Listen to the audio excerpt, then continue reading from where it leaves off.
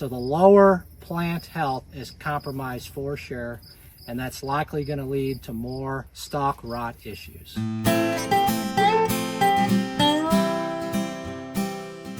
Hi, my name is Jacob Vossenkemper, Director of Agronomy and Research here at Liqui-Grow. So today we're going to talk a little bit about lower canopy health and stalk quality as we go into the 2025 harvest.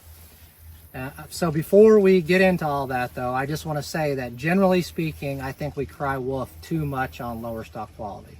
So every year we're stalk quality, stalk quality, stalk quality. And of course, every year there are some fields and some places with some hybrids where stalk quality is an issue, no doubt.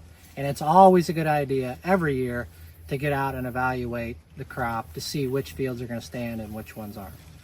But 2026, we're definitely, generally speaking, going to have a higher amount of stalk quality issues than normal. And I'm going to tell you the 3 reasons why today, okay? As everyone knows, in 2025, we've had a lot of disease pressure from lots of rainfall, all right? This field here actually had a fungicide applied shortly after VT, and it may not look like it in the video, but it's got a lot of southern rust in it. It's got a lot of tar spot in it, and it's even got some gray leaf spot in it, okay? Now, in general, that's a problem, and this is point number 1. In general, that's a problem because you got to think of a corn plant like a factory, all right? So all the sugar that's in this plant, and a lot of the sugar that's in this plant is going toward the ear. And if there's not enough sugar being made by the upper canopy, then it's going to start robbing sugar from the lower stalk to feed this ear, okay? And so because we have so much foliar disease, there's already a lack of sugar from the top of the canopy, and now some of that sugar is going to be robbed from the lower stalk. So that's problem number 1, okay? And a reduced sugar supply in the lower stalk is going to start to compromise the lower stalk because the sugar is what gives the plant the energy to defend itself against fungal invaders that generally start in the roots and come up in the stalk, and that's what makes the stalk quality weak, okay?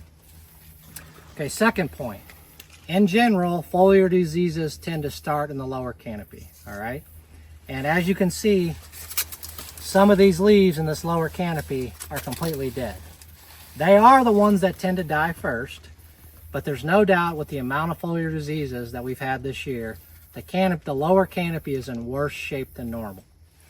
And I might mention that generally speaking, the top of the canopy here from the ear leaf up, I'm saying this from memory, I'll put the exact figures here in the video, but if I recall, about 80% of the total sugar that goes to this ear comes from the ear leaf and those above it, okay? The lower leaves generally tend to supply mostly sugar to the lower stalk and roots. Again, keeping the lower stalk and the roots healthy, helping the plant have enough energy to defend itself against pathogens that are attacking through the roots up into the stalk, okay? So that's point number 2. Point number 3 is a lot of these fields, yes, have had a fungicide, but obviously the fungicide comes in from the top, but a lot of the fungicide is being caught by the upper half of this canopy. Not a lot of that fungicide is getting down to protect the lower canopy. And remember, those lower leaves are the ones that keep the lower stalks healthy. So we've had a lot of disease, and there's generally not enough energy to go around, so the lower stalk's going to be robbed.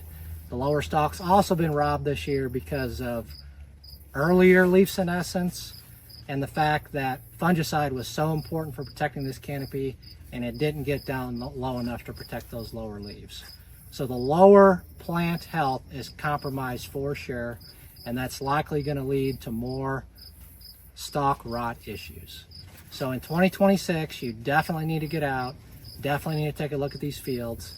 As you can see, this corn's got good yield potential, but we still have, we're only about half milk line, so we still have on the high side 3 weeks, maybe on the low side 2 weeks, depending on what happens with these cool temperatures. If we stay below normal like this, it could take 3 weeks, but maybe this corn will black layer in as little as a little over 2. So we've got some time here yet. Let's get out, let's look at these fields, and let's make sure we get this corn that's in pretty good in some cases in the bin, because we're going to need it with low crop prices. Thank you very much, and happy safe harvest. Stay in the know with Liqui-Grow.